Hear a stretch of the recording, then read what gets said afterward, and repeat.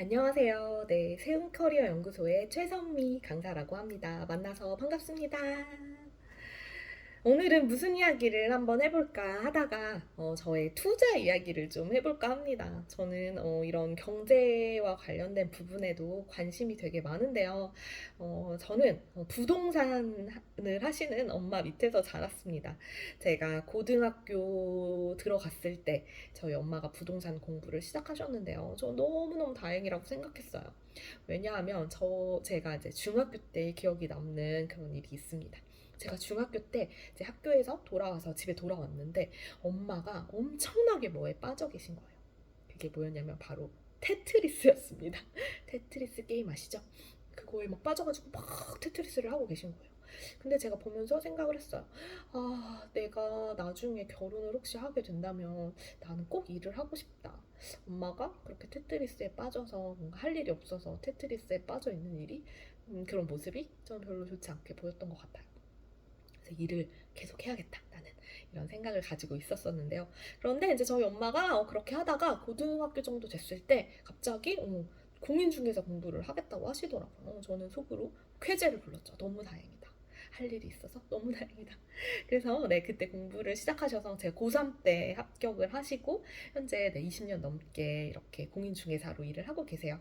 요즘 뭐 부동산 시장이 별로 좋지는 않지만 그래도 저희 엄마가 네, 계속 많이 벌어 오시다가 요즘에 좀 주춤한 상황이기 때문에 저는 이제 되게 좋다고 생각하고 제가 엄마 옆에서 되게 많이 보고 자랐던 것 같아요. 그리고 실제로 제가 집을 보여주러 간 적들도 몇 번 있습니다. 그래서 엄마가 너무 바쁠 때는 집 좀 보여주고 와 라고 하면 손님들을 모시고 집을 보여준 경험도 있는데 심지어 제가 보여준 집이 네, 전세로 이제 전세를 보여드린 거였는데 전세로 보여드린 게 네, 하시겠다고 하셔서 또 전세로 계약이 성사된 적도 있습니다.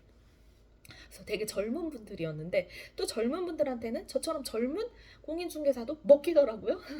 그래서 나중에 공인중개사를 한번 하면 어떨까 이런 생각도 했지만 제가 옆에서 저희 엄마를 20년 넘게 봐오면서 이 공인중개사라는 직업이 얼마나 시달리는 직업인지 사람에게 얼마나 시달리고 스트레스를 많이 받는 직업인지 그걸 좀 간접적으로 봤던 것 같아요. 그래서 그건 좀 아니다 이렇게 생각을 했던 것 같고요.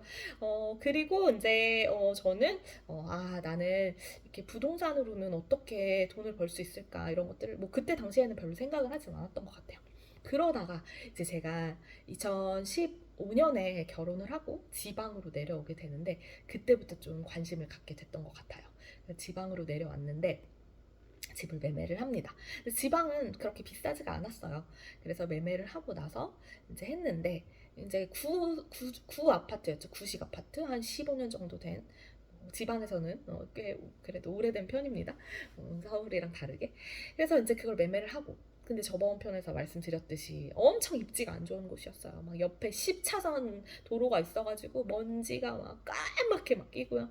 그리고 특히 약국이 앞에 없었어요. 그 약국을 가려면 꽤 걸어가야 되는 거예요. 병원도 없고 아주 불편한 이런 입지에서 제가 이제 살다가 안 되겠다. 그래서 신랑이랑 이제 신도시로 이사를 가게 됩니다.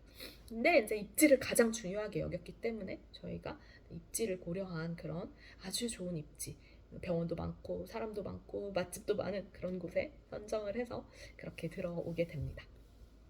근데 좀 운이 좋았던 것 같아요. 제가 그때 책을 한 권 만나게 됐는데 부동산 관련된 책이었어요. 그래서 이제 부동산 관련된 이 책을 보면서 제가 중요한 부분들을 체킹하고 그리고 부동산에 대한 이제 마인드를 좀 갖게 됐던 것 같습니다.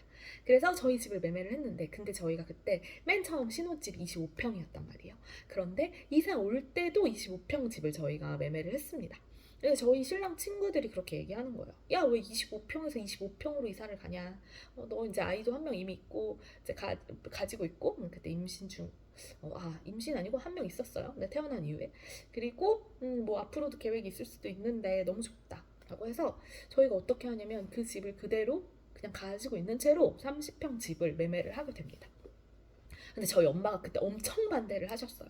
야, 왜 30평 집을, 그렇게 너네 무리해서 뭐 1억 정도 대출을 받아서 가느냐. 그리고 그 25평 집 왜 안 파냐. 너 그러다가 죽어. 막 이러면서. 네, 저한테 아픈 말을 많이 하셨었는데. 그 당시에 뭐, 저희 엄마도 잘 모르셨겠죠. 네, 이렇게 집값이 오르게 될 줄. 그랬지만 아무튼 이렇게 의도한 바는 아니었지만 그렇게 됐습니다. 그래가지고 저희가 지금 30평대 집에 살고 있는데요. 그렇게 하면서 25평대 집이 이제 팔려고 했습니다. 언젠가 매매를 하려고 했는데 계속 가격이 오르는 거예요. 그래서 그냥 조금 더 홀딩하면 좋겠다라고 홀딩을 해서 네, 저희가 임대사업자를 내고 현재 가지고 있는 상황입니다. 그 이후에 이제 무슨 생각이 들었냐면 조금 더 확장을 해도 좋겠다. 그래서 제가 부동산을 공부했던 것들을 바탕으로 다른 곳에 아파트를 좀 투자를 하기 시작합니다. 그렇게 해서 어쨌든 그래도 다 200% 이상의 수익을 좀 얻었던 것 같아요.